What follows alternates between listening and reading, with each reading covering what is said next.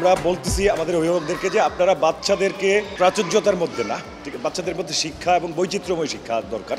যে শিক্ষা মানুষের মনের দ্বার উন্মুক্ত হবে এমন একটা শিক্ষা দরকার।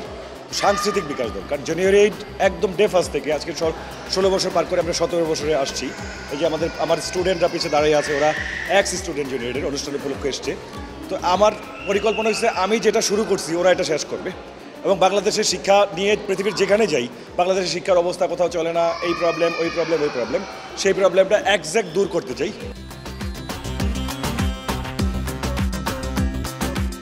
আমাদের কাছে মনে হয়েছে নতুন বাংলাদেশ, নতুন সময়, তৃণমূল সব কিছুর সংস্কারের সাথে সাথে শিক্ষা ব্যবস্থার সংস্কার দরকার। জুনিয়র এইট কান্ডারি হিসাবে কাজ করতেছে। আমাদের বাচ্চাদেরকে আমরা বৈশ্বিক মানুষ হিসাবে তৈরি করতে চাই, মূল বিষয়।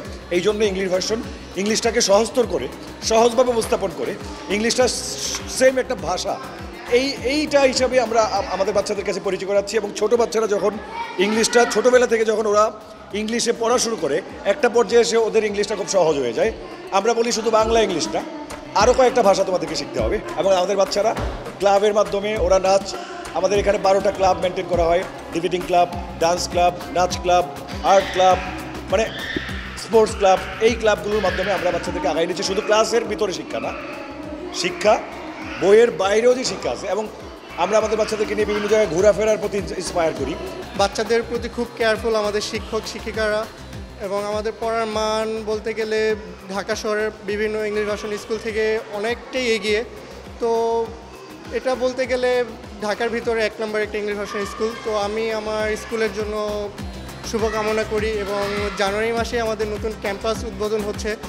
আশা করি এটা বাংলাদেশের জন্য একটা সুনাম বয়ে আনবে জুনিয়র এইট।